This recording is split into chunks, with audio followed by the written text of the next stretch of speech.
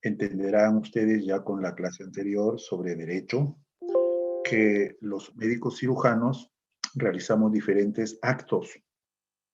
¿Cuál es el nombre del acto que realizamos los médicos cirujanos? Es el de acto médico. Este acto médico lo va a realizar tanto un médico cirujano que aún no es especialista como un médico cirujano especialista.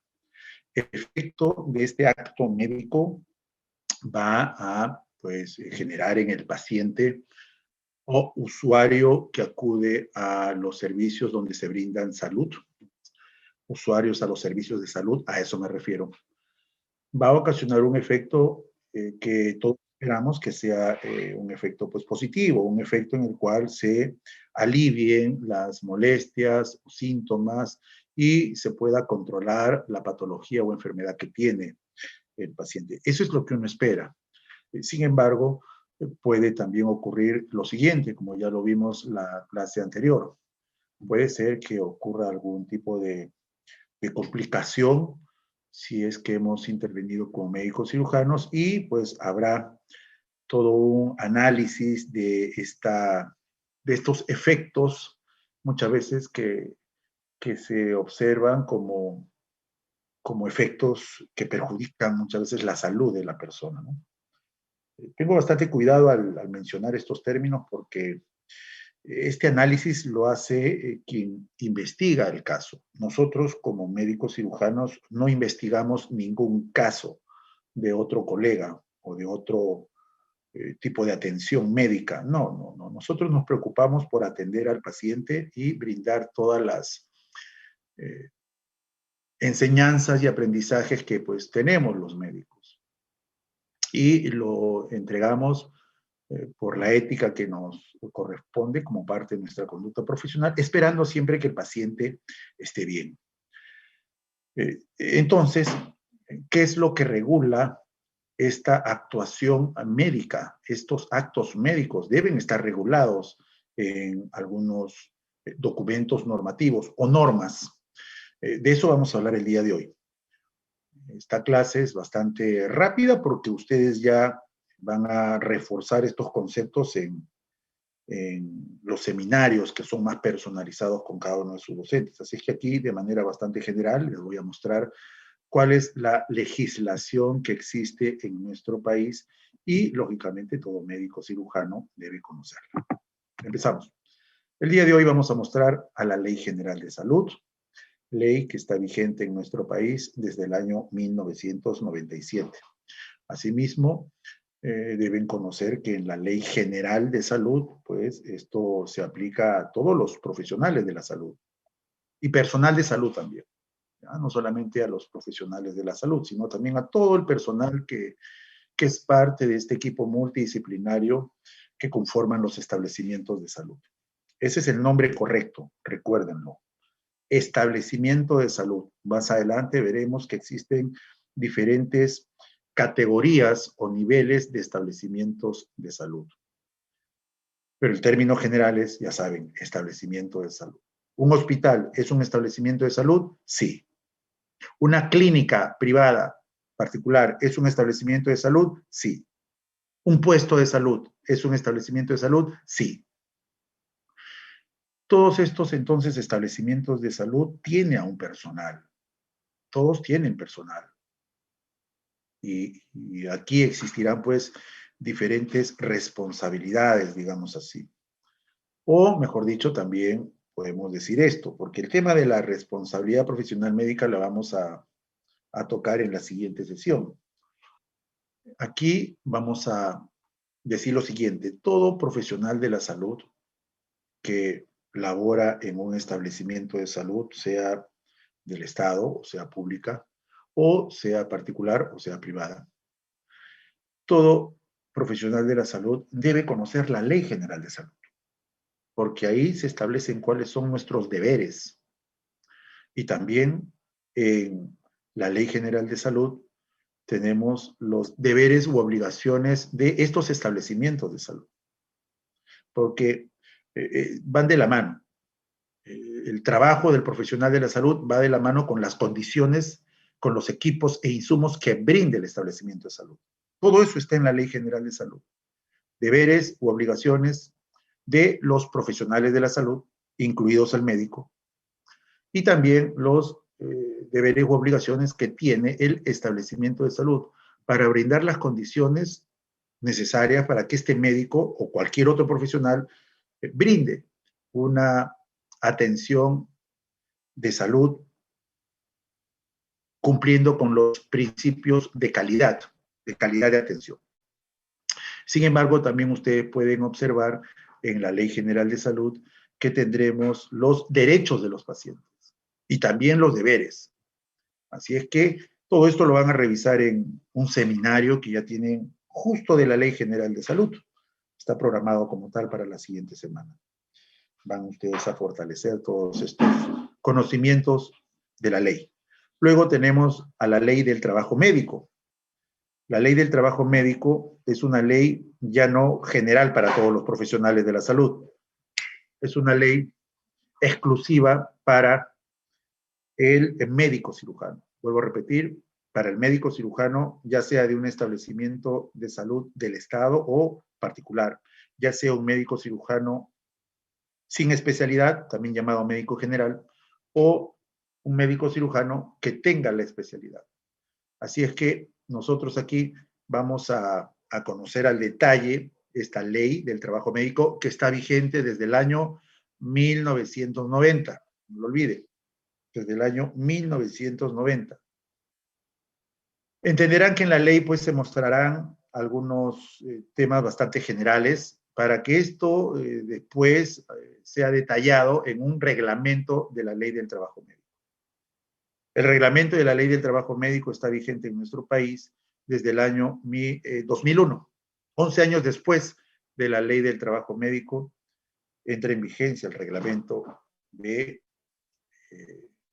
la ley del trabajo médico. Entonces, comparando una ley con un reglamento de ley, entenderán que en el reglamento de ley, y esto se aplica a todo reglamento de las leyes, no solamente del trabajo médico, tendremos ya algunas especificaciones más dirigidas a este tipo de actuación. Y por último, vamos a revisar todo lo concerniente a otros conjunto de normas que se muestran a nivel civil y penal. Empezamos. ¿Todos listos? Daniel, ¿todo ok? Ya creo que está la mayoría del grupo de alumnos. Sí, doctor. Bien, empezamos. Adelante. Aquí tienen la ley número 26842, Ley General de Salud.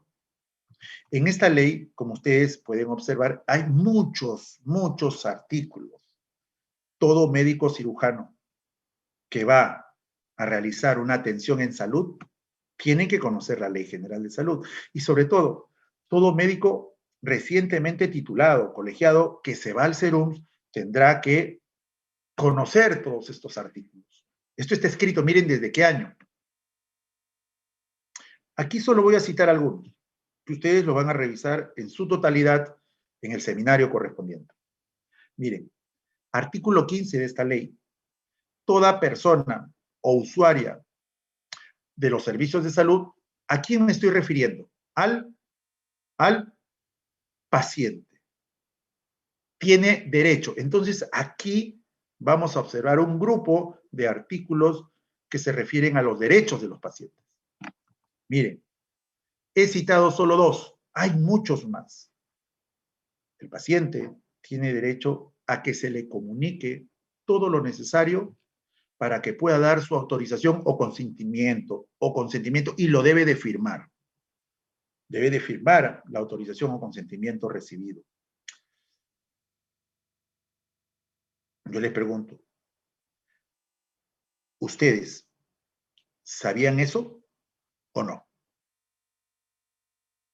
A ver, Daniel, ¿sabían que todo paciente que es, uno, diagnosticado y luego, cuando se le va a implementar algún tipo de tratamiento, debe conocer todo esto respecto a su estado de salud actual, cuál es su pronóstico, cuáles son los factores de riesgo, qué otras alternativas tienen para el tratamiento como tal, por qué se ha establecido tal diagnóstico? ¿Tienen que ustedes comunicar eso o no al paciente? ¿Qué creen?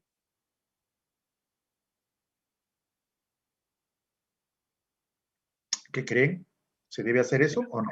Sí, doctor, esa información se le tiene que detallar al paciente. Primero de manera verbal o le haces leer un cuadernillo.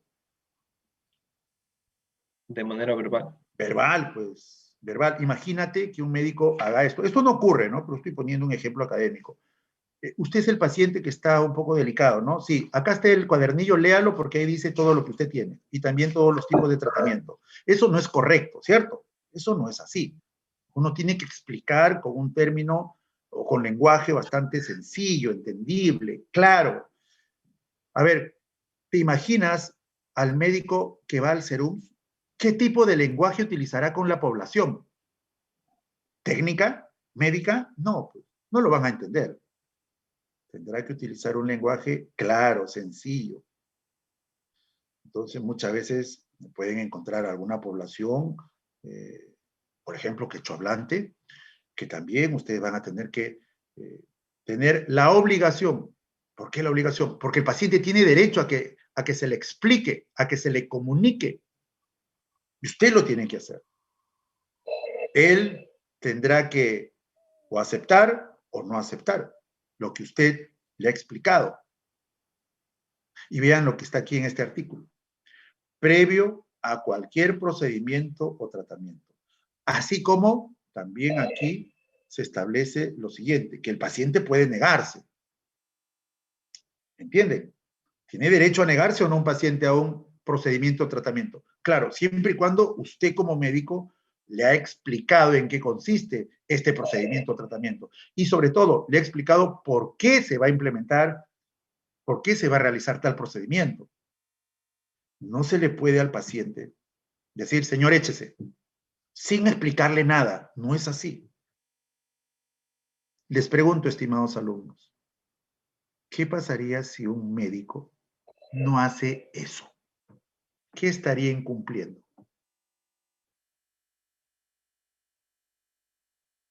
¿Qué estaría incumpliendo? Una ley. ¿Recuerdan el nivel jerárquico de la ley? Se los dije en la clase pasada. ¿Qué está por debajo de la Constitución Política del Perú?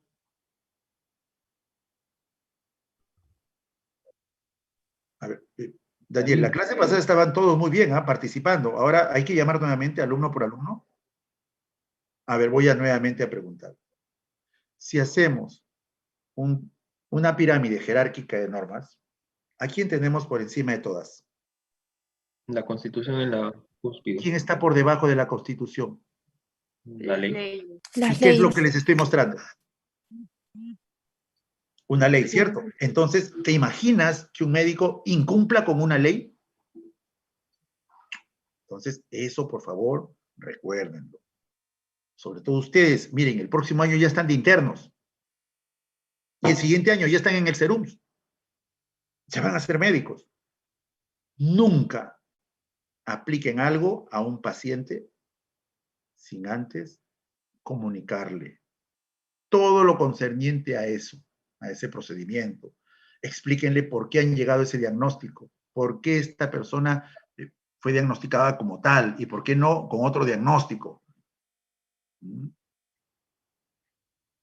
Explíquenle por qué no solamente es una faringitis o dolor de faringe o garganta, como ellos le llaman, sino ya es una neumonía. Explíquenle. Explíquenle por qué van a tomar una radiografía. Explíquenle por qué le están indicando un tratamiento endovenoso de cefalosporinas. Explíquenle todo eso. ¿Se podría negar el paciente o no? ¿Qué creen? Sí. Sí, doctor. Para eso, ustedes tienen que, luego de explicar de manera verbal, decirle, señor, señora, ya me entendió. Sí, doctor. ¿Está usted de acuerdo con lo que vamos a hacer? Claro, doctor, usted es el médico y qué bueno, doctor, que usted me haya explicado. Ya entendí mejor para qué sirve este tratamiento. Yo pensaba que todo era vía oral. No, pues las neumonías no son por vía oral, me refiero al tratamiento. Aquí, de acuerdo a los exámenes de laboratorio que hemos visto, hay un cuadro ya casi bordeando a la infección generalizada, así es que vamos a darle este tratamiento, vamos a hacer este monitoreo, etcétera. Entonces, ustedes en ese momento le acercan al paciente, ¿qué? ¿Cómo se llama esa hojita, ese formato? Ahí está en la ley. Artículo 15. Consentimiento informado, que debe ser impreso. ¿Quién debe firmar el consentimiento informado? ¿Solo el paciente que da el consentimiento o autorización o también el médico? ¿Qué cree? Ambos. Ambos. Muy bien. ¿Y ese consentimiento informado se queda el paciente? ¿Se lo lleva el médico a su casa? ¿O está en la historia clínica? ¿Qué En la creen? historia clínica. En la historia clínica. Muy bien. Entonces ya saben, ¿todo eso dónde está? En la Ley General de Salud. ¿En qué artículo? Miren, yo he tomado uno al azar, el artículo número 15, donde se exponen los derechos que tiene la persona. Luego, a que se le entregue el informe de alta, si es que estuvo hospitalizado. Asimismo, el paciente también puede solicitar que le entregue una copia, no la original, una copia de la epicrisis o de su historia clínica. La epicrisis está en la historia clínica, es parte de la historia clínica o se le entrega en original al alta. ¿Qué creen?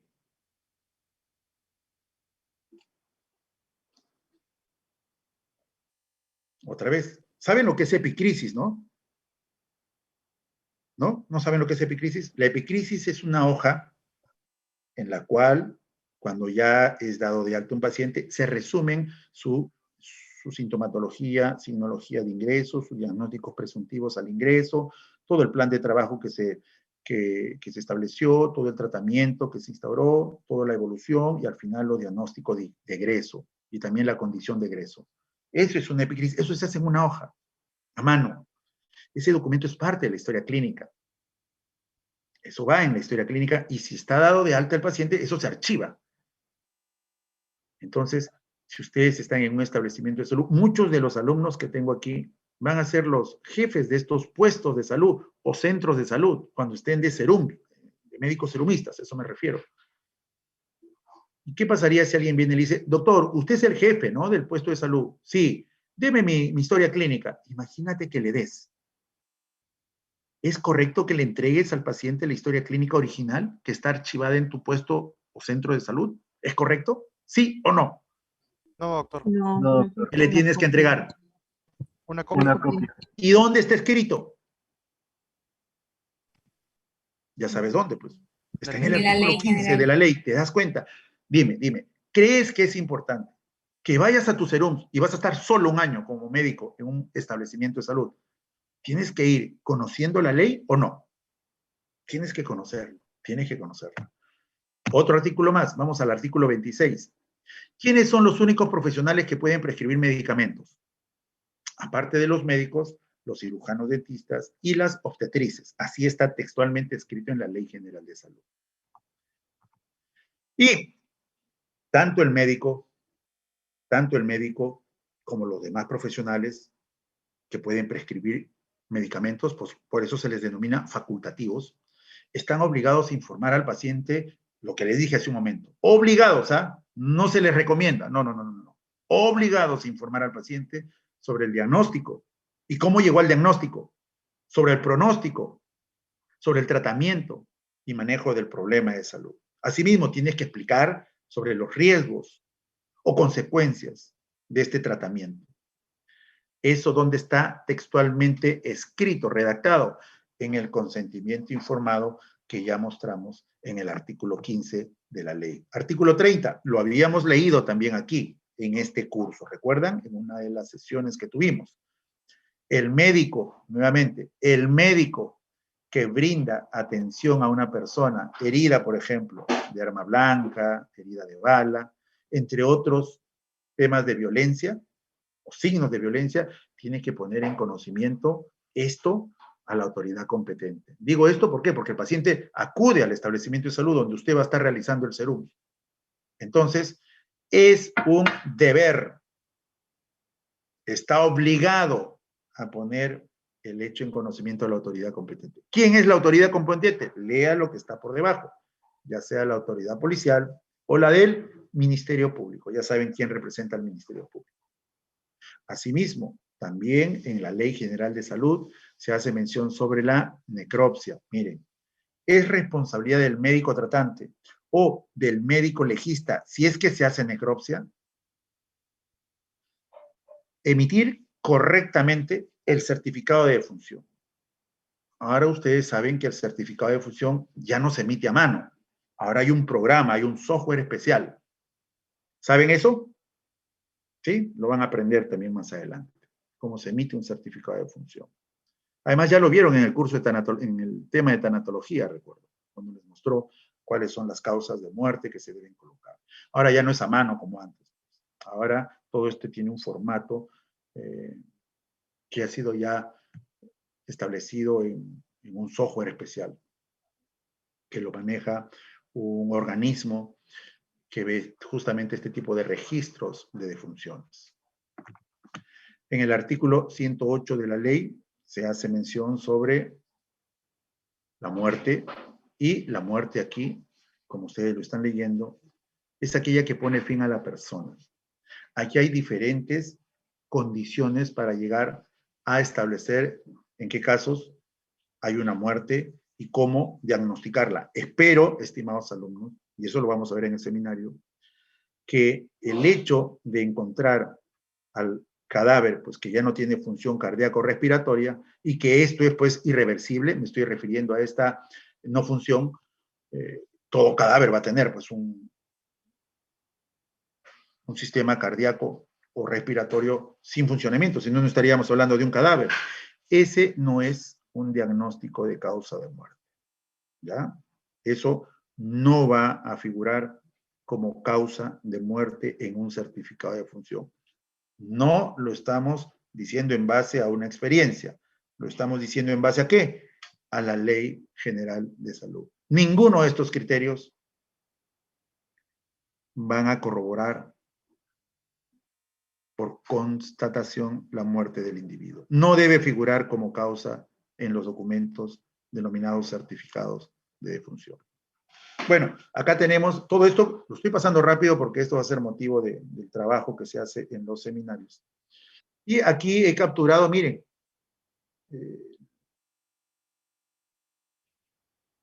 he capturado la ley como tal, la ley del trabajo médico en su versión original.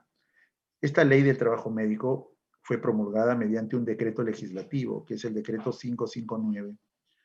Como les dije hace un momento, esto está vigente desde el año 1990.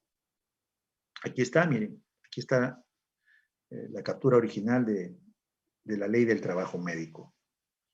Nosotros como profesionales de la salud, los médicos, tuvimos esta ley y fuimos los primeros que tuvimos una ley para nosotros. Decimos para nosotros como orden médica. Después ya hubieron otros profesionales más que también tuvieron su ley.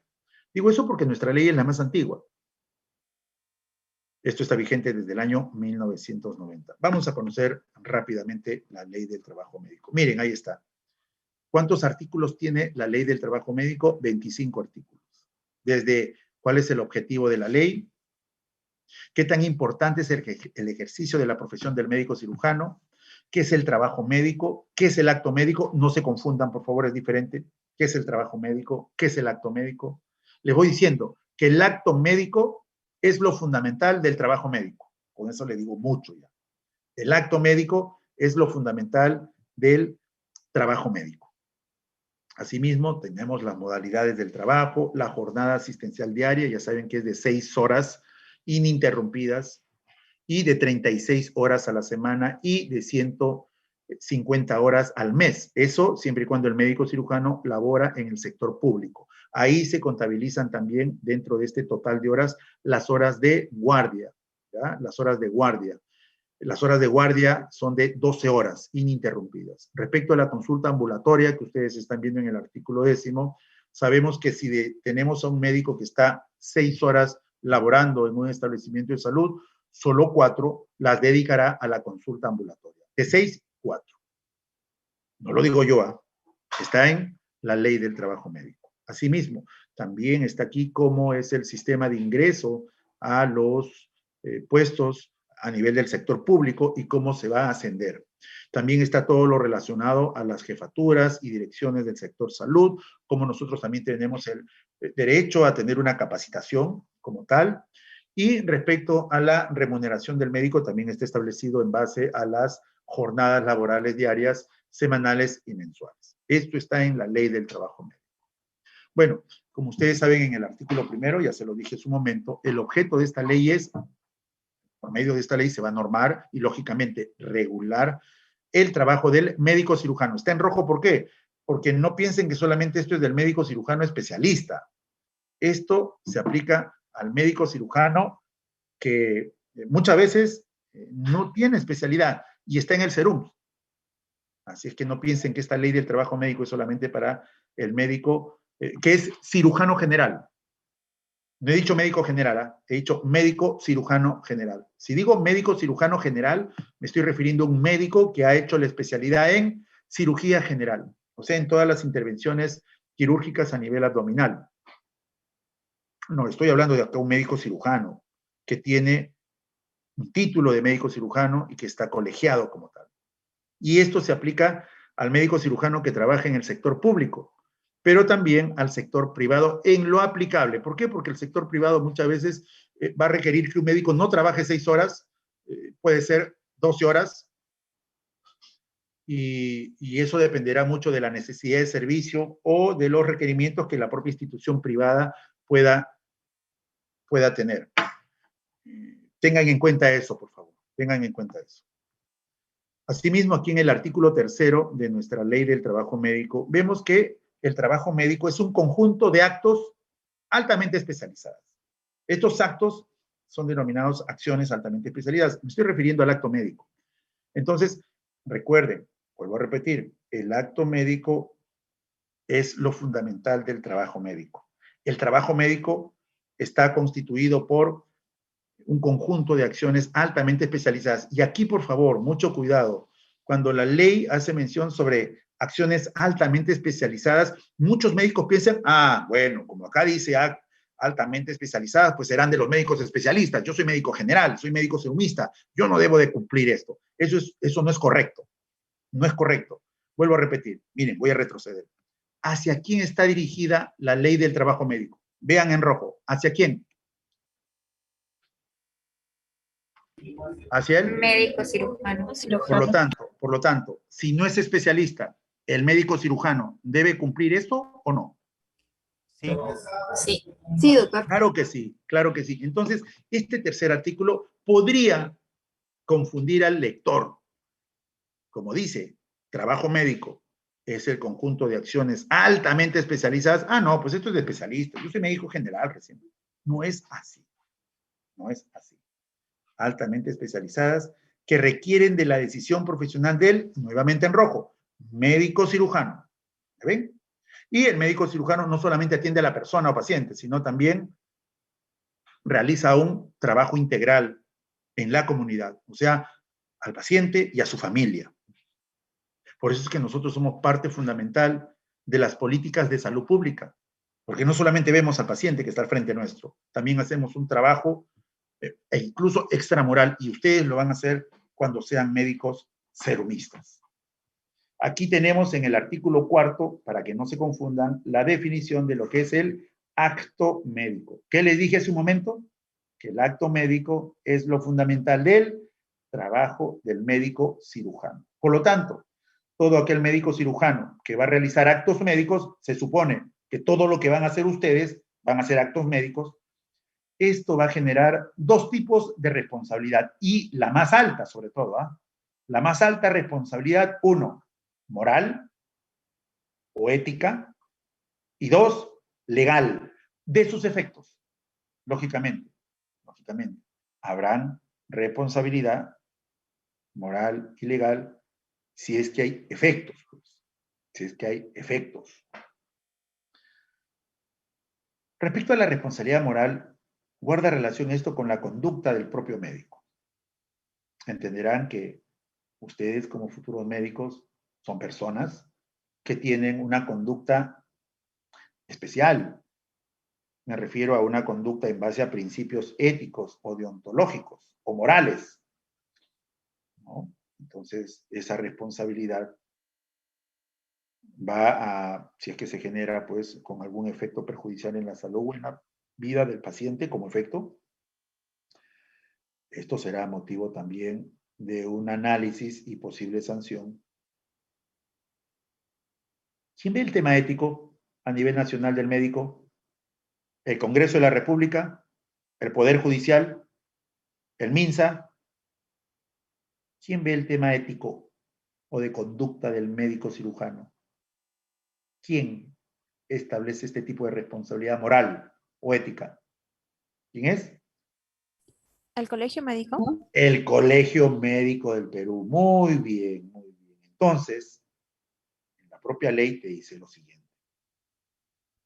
Si tienes responsabilidad moral de tus efectos ante el paciente y si existe algo en contra de eso, pues quien te va a investigar será el Colegio Médico, porque el Colegio Médico del Perú investiga y si encuentran responsables, sanciona al médico, pero lo sanciona desde el punto de vista de su conducta, no de la conducta como tal de la persona, sino de la conducta profesional. Lógico, ¿no? Entenderán que si tenemos aquí a un médico, se sobreentiende que si tiene esta conducta profesional, pues debe tener una conducta intachable en lo personal, ¿o no? ¿O van separados? Algunos dirán, doctor, pueden ir separados. Es muy raro encontrar a un médico así. Que como profesional tenga una conducta intachable y como persona no. Al menos, no es lo que se espera. Y no solamente uno que ya tiene años de médico, sino no es lo que espera la... ¿Quién? A ver, ¿quién? ¿Quién no espera eso? La sociedad. Entonces, recuerden que estos dos temas van de la mano. Ya ustedes llevaron un curso de ética, por lo visto, ¿o no? ¿Llevaron un curso de ética? ¿Sí o no? Sí, doctor. Sí, llevamos. Sí, doctor. ¿Qué se enseña en el curso de ética? En el curso de ética médica, ustedes ven cuál es la conducta idónea, ideal, peculiar, característica de un médico cirujano. Doctor, pero eso es si hago la especialidad, doctor. Oigan, la ley del trabajo médico, ¿es para especialistas? Sí, pero también es para médicos cirujanos que no tienen la especialidad. No olviden eso, por favor. Y luego, también hablamos de la responsabilidad legal, ¿no? Y de eso vamos a hablar más adelante. No solo en la ley del trabajo médico tenemos la definición de acto médico. Miren aquí abajo, tenemos al Código de Ética y Deontología, donde también en el artículo 52 se establece qué es el acto médico. Y miren, el acto médico es el proceso por el cual el médico, o sea, ustedes, diagnostican, tratan y pronostican la condición de enfermedad o de salud de una persona. Ustedes 7 años se están formando académicamente en el pregrado para aprender a diagnosticar, tratar y emitir un pronóstico. Así es que cuando realicen un acto médico, no olviden, futuros médicos cirujanos, que este acto médico es de exclusiva competencia. Nuevamente pongo en rojo el término de responsabilidad. ¿De quién? Del médico. Acá tengo más de 200 frente a mí. Bueno, ahora les muestro aquí otra captura de imagen del reglamento de la ley del trabajo médico. ¿De qué año es este reglamento? Miren, ahí está la captura original del Diario del Peruano. Esto se promulgó en julio del 2001. La ley del trabajo médico fue promulgada mediante un decreto. ¿Decreto? Legislativo. ¿Y el reglamento que tienen a la vista? ¿Mediante un decreto? Supremo. Muy bien. Ya lo hablamos la clase pasada, ¿recuerdan? ¿Por qué es decreto legislativo y por qué es decreto supremo? ¿Se dan cuenta que esto proviene del Ministerio de Salud? ¿Por qué, doctor? Vean, pues. _SA. Significa que esto se aplica al sector salud. Bien, vamos aquí a rápidamente mostrar, vamos a mostrar lo principal de este reglamento de la ley del trabajo médico. Aquí miren, tenemos las modalidades del trabajo médico. Ya no según la ley. La ley del trabajo médico solo nos mostró lo siguiente. Son modalidades del trabajo médico la asistencial, coma, la administrativa, coma, etcétera, etcétera. Pero no nos definió cada una de ellas. Aquí sí lo estamos viendo. Miren, ahí está definida que es la modalidad denominada trabajo asistencial. Es la que todos hacemos cuando emitimos un diagnóstico, un tratamiento, o sea, cuando se establece la relación médico-paciente.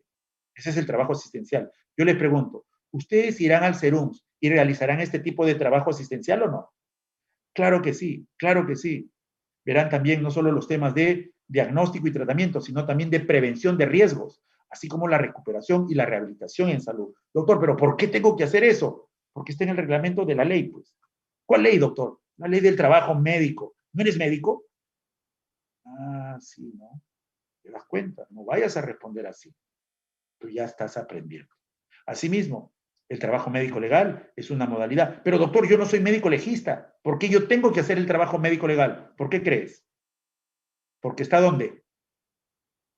En el reglamento de la ley del trabajo médico. Pregunta, aquí en el artículo 9, donde se establece que un médico serumista va a hacer el trabajo médico legal, ¿está vulnerándose algo o no?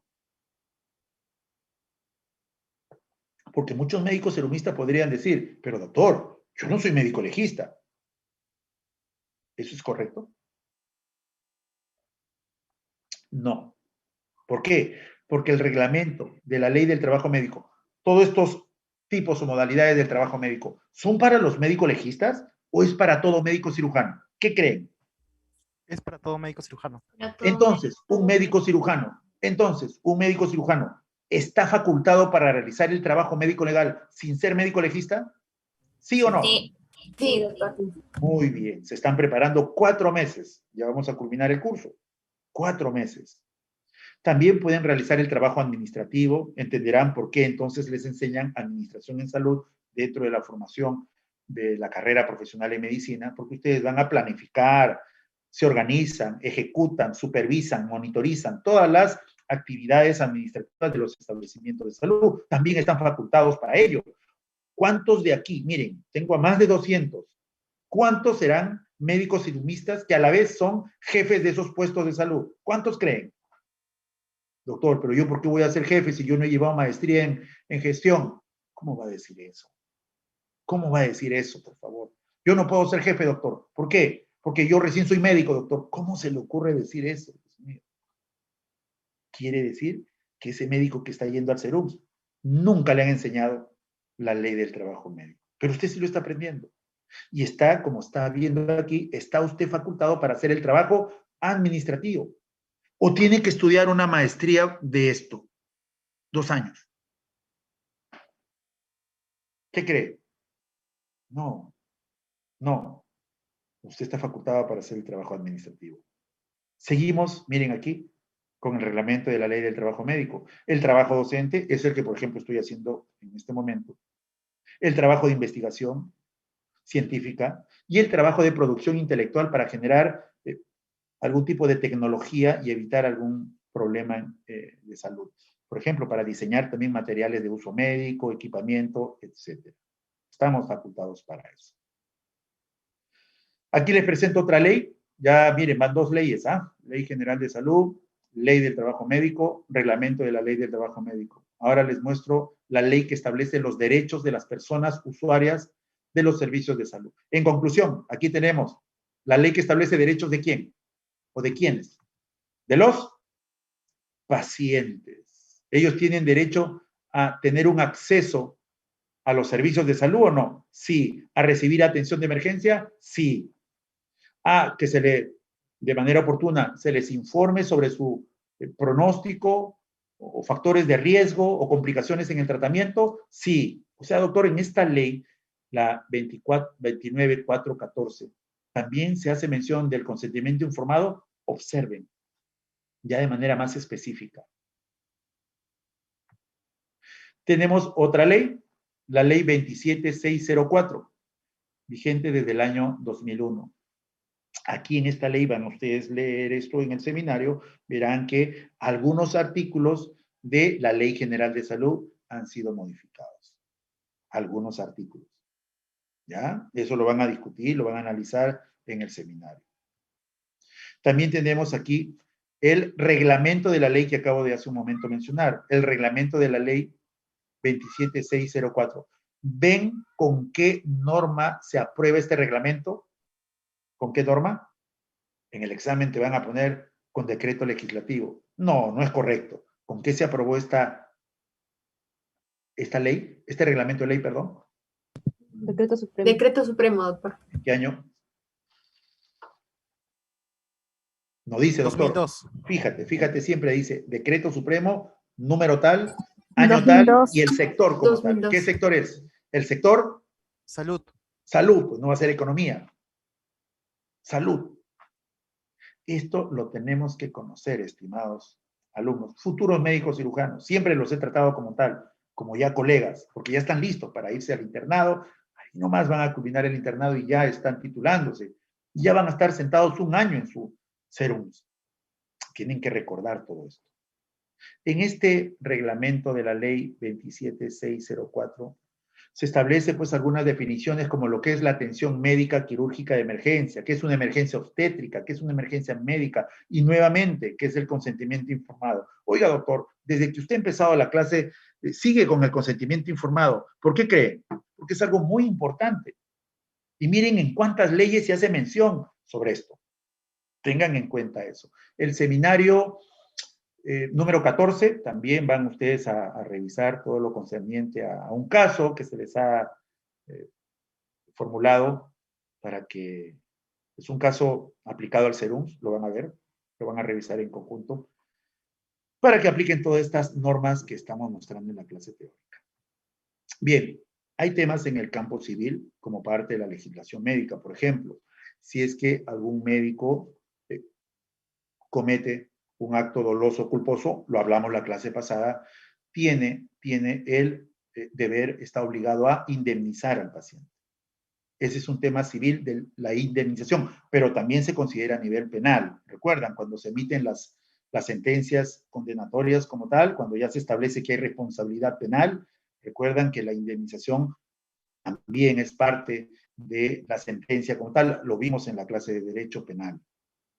Así es que, nuevamente aquí mostramos algunos temas que ya lo vimos la clase pasada respecto al Código Penal. Es importante que conozcan qué es el homicidio culposo. Y por favor, no sientan temor si es que se inicia una investigación de este tipo, porque ya saben, al final, el investigarse a alguien como homicidio culposo no quiere decir pues que al final usted es un asesino. No es así. Es el tipo penal que está establecido en el Código Penal y que va a ser motivo de la investigación como tal, ¿no? Entenderán por qué se le ha colocado el término culposo. A ver, ¿hay o no hay intención en este acto, en esta conducta? No hay intención. No hay. No. Bien, eso No, lo vimos en doctor. la clase pasada. También vimos el homicidio por piedad, qué significa exposición o abandono al peligro. También se habla del tema de la violación del secreto profesional, eso también está en el Código Penal, sobre todo cuando uno es profesional de salud, por ejemplo. También en el artículo 190 se hace mención sobre el ejercicio ilegal de la medicina. Entenderán quién hace el ejercicio ilegal de la medicina. Alguien que, a ver, ¿es médico o no es médico? ¿Quién cree? Alguien que no es médico. Por eso se dice ejercicio ilegal de la medicina. Ahora, también debemos tener en cuenta en el artículo 431 lo que hablamos la clase pasada en el tema penal, la emisión de certificados médicos falsos, con falso contenido, con información falsa, sobre todo para obtener algún beneficio. Eso estará sancionado por el Código Penal. ¿Qué creen? ¿Sí o no? Ahí está, miren, el artículo 431. Entenderán pues que ninguno de los médicos que tenemos aquí o futuros médicos va sabiendo lo que está castigado, sancionado, penalizado en el Código Penal, pues lo va a hacer. Doctor, pero yo no sabía que había esto, doctor. Nadie me ha enseñado en los 6 años que estoy aquí, nadie me ha dicho esto, doctor. Pues te lo estoy diciendo en el curso de medicina legal, para que conozcas todo esto. También tenemos otro tipo de normas, ya no tanto legales, sino normas operativas, normas de trabajo con el paciente. Estas normas, denominadas normas técnicas de salud, han sido emitidas por el MINSA. Yo los invito a que hagan clic en este link y van a encontrar todas las normas técnicas de salud a colores, en PDF, original. Ahí están los links para que hagan clic y descarguen cada una de ellas. Doctor, pero son más de 100 normas técnicas, doctor. ¿Cómo voy a descargar todo, doctor? No todo, pues. Cuando usted ya sea médico y esté ubicado en un área específica de trabajo, vea cuáles son las normas técnicas que se apliquen a su trabajo. Por ejemplo, aquí hay normas técnicas para el manejo de algunas enfermedades en especial, para el control de la, por ejemplo, anemia infantil, anemia neonatal, tuberculosis, ¿no? Para diferentes enfermedades, para diferentes patologías, como por ejemplo sífilis congénita, si es que hay, o transmisión de VIH. Bueno, hay diferentes normas. Doctor, no me voy a bajar entonces todo del internet. No, pues no. Primero ubíquese usted como médico y vea, también como ustedes están viendo, está la norma técnica para lo que es manejo, control, vigilancia de los casos de infección por Aedes aegypti, ¿no? Cuando hay este tipo de zoonosis, que son problemas de salud pública que requieren una vigilancia epidemiológica. Pero sí, hay una que siempre deben conocer. ¿Cuál creen? Esta que está aquí, miren. La norma técnica para elaborar historia clínica. Esa norma técnica se llama Norma Técnica de Salud número 139. Está vigente del año 2018. Esta ha sido aprobada, ¿por qué? Por una resolución ministerial del MINSA. Norma técnica para la gestión de la historia clínica. Aquí, en esta norma técnica, miren, está definida también qué es un acto de salud y qué es un acto médico. Pregunta para ustedes. ¿El acto médico es exclusivo del trabajo del médico? ¿Sí o no? Sí, sí es exclusivo. De acuerdo, Sí, de doctor. acuerdo, de acuerdo a lo que está en la norma técnica de salud, es el trabajo del médico. ¿Y qué será acto de salud? El acto que realiza cualquier otro profesional de la salud, excepto, miren lo que está arriba, ¿excepto quién? Excepto el Médico. médico ¿qué? Porque hay Cirujano. médico veterinario también, ¿ah? Médico Cirujano. cirujano. ¿Se entendió? Con esto se podría resolver muchos problemas que hasta ahora pues siguen y que esperemos pronto se solucionen. Está en la norma técnica de salud. Año 2018. También hay otra norma técnica y muy importante para los futuros médicos cirujanos, y esto también lo van a aplicar en el caso que está programado. Daniel, hay un caso programado para un seminario, un caso de Serums, que espero que todos lo discutan, lo revisen bien, utilicen esta norma técnica. Es la norma técnica 021. La versión 1 es del año 2004. Doctor, pero ¿para qué necesito esta norma técnica? Es que aquí vas a conocer cuáles son los niveles o categorías de los establecimientos de salud. Usted cuando vaya al Serums va a ir a uno de estos establecimientos de salud. A ver, pregunta para todos. ¿Cuántos niveles hay de establecimientos de salud? ¿2? ¿3? ¿4? ¿Más de 4? ¿10? ¿8? Doctor, no sé. Para eso está la norma técnica de las categorías de establecimientos de salud. La primera versión fue del año 2004, pero ahora tenemos otra versión ya vigente, que es la versión número 3. Vean ahí. Esto ha sido aprobado ¿con qué? Con una resolución ministerial, porque viene del MINSA, del Ministerio de Salud. Esta vigente norma técnica está pues desde el año 2011. Vean aquí. Yo he dicho hace un momento cuántos niveles, ¿ah? No he dicho cuántas categorías. Aquí tenemos, miren, ¿cuántas categorías? 3 categorías. Y cada categoría tiene un tipo especial de establecimiento. Por ejemplo, cuando ustedes digan, doctor, me voy al Serums, ¿a dónde te vas? Me ha tocado un puesto de salud, doctor. ¿Cuál categoría? No sé, doctor, un puesto de salud. No, pues hay 2. ¿Cómo que hay 2 puestos de salud? Hay categoría 1, hay categoría 1, 2. ¿A cuál debería ir el médico serumista? ¿A cuál va? ¿A cuál de los 2 puestos de salud? ¿Al 1-1 o al 1-2? 1, 2. 1, 2. 1, 2. Claro, 1, 2. porque en el 1-1 no hay médico. No está programado un médico en ese puesto de salud. O en todos los puestos de salud a nivel nacional hay médicos. No, los médicos estamos de acuerdo a esta norma técnica, por eso es importante que lo lean. Estamos en la categoría 1-2. Puesto de salud con médico. Doctor, otro me puede decir, doctor, no me ha tocado puesto de salud, doctor. ¿Qué te ha tocado? Centro de salud, doctor. Ah, entonces te puede decir al 1-3 o al 1-4. ¿Por qué? Porque hay centro de salud donde hay médico y donde hay internamiento o donde no hay internamiento, pero igual hay médico. Ningún médico serumista irá al puesto de salud, perdón, a las categorías del sector salud, ni 2 ni 3. ¿Por qué? Porque ahí están los médicos especialistas. ¿Ya? Estamos hablando del hospital. Tenemos el 2-1, hospital 1, el 2-2, hospital 2, el 3-1, hospital 3, y el 3-2, que es el último, instituto especializado, como por ejemplo, a ver, quiero escuchar 3 institutos especializados. Noguchi, Mogrovejo. Instituto especializado en salud mental, 2. El INCOR, doctor. La oftalmología. Del corazón, Del niño. 3. Instituto Nacional de Salud del Instituto Niño. Nacional de Salud del Niño, 4. Neurológicas. INEN. Muy bien, Instituto Nacional de Ciencias Neurológicas. ¿Se dan cuenta? ¿Qué categoría tienen esos establecimientos de salud? Alguien me puede decir, doctor, ¿cómo va a decir que es un establecimiento de salud? Ese es un instituto, doctor. ¿Cuánto le ponemos de nota a ese alumno que dice eso? Ya sabes. Aquí están todos los establecimientos de salud, solo que están divididos por categorías. A ver, un ejemplo. Hospital 3. Son los hospitales con mayor tecnología que son de referencia a nivel nacional. Hospital 3. Y todavía se llama Hospital Nacional. 2 de mayo. Muy bien, Hospital Nacional 2 de Mayo, Hospital Nacional Arzobispo Loaiza, ¿te das cuenta?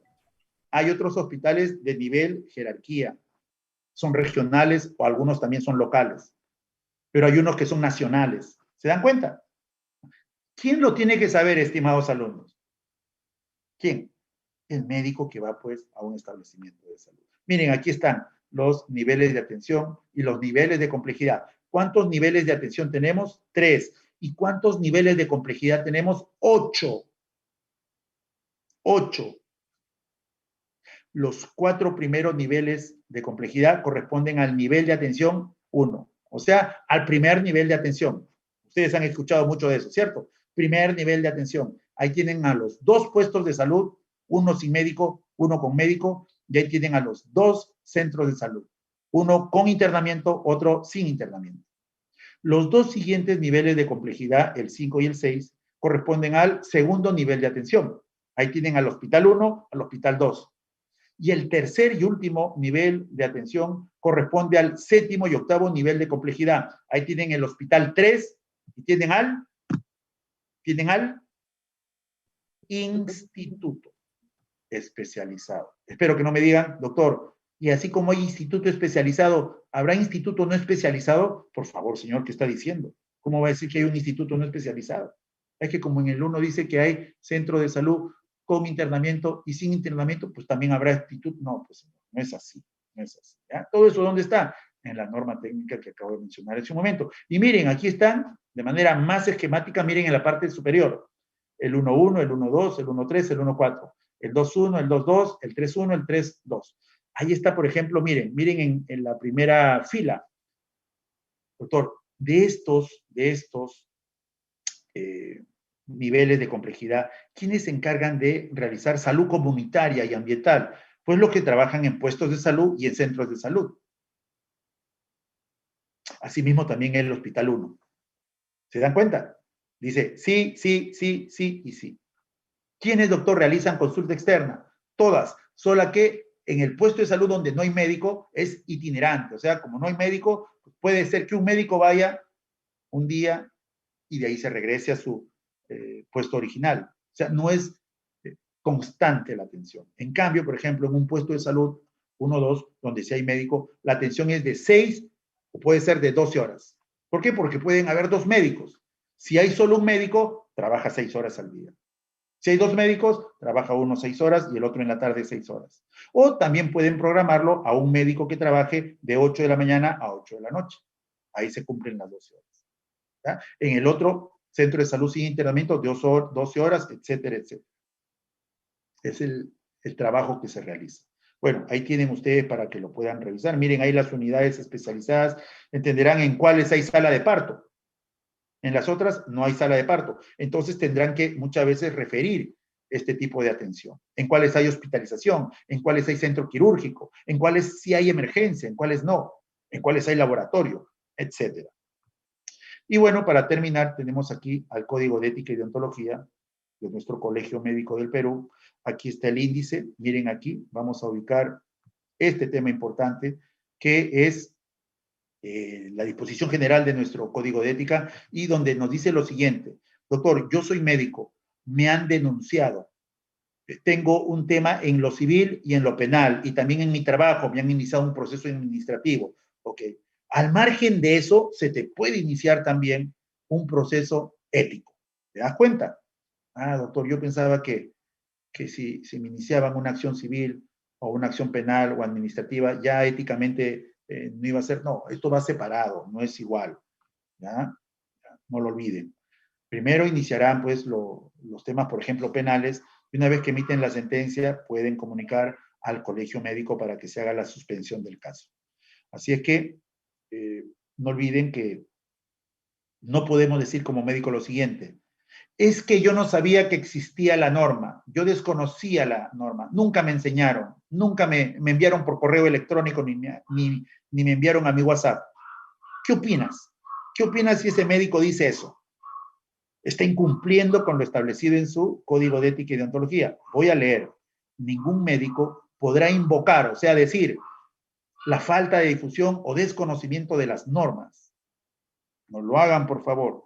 Y recuerden que el colegio médico tiene por finalidad la evaluación de la conducta como tal, o sea, evaluación ética y el enjuiciamiento moral. Y bueno, aquí tenemos nuestra fuente de información. Sugiero que esto lo complementen, por favor, con los temas del seminario. Y bueno, esto nos sirve como antecedente para la próxima clase, que tiene como título la responsabilidad profesional médica. Muy bien, ¿alguna pregunta? ¿Todo claro, Daniel?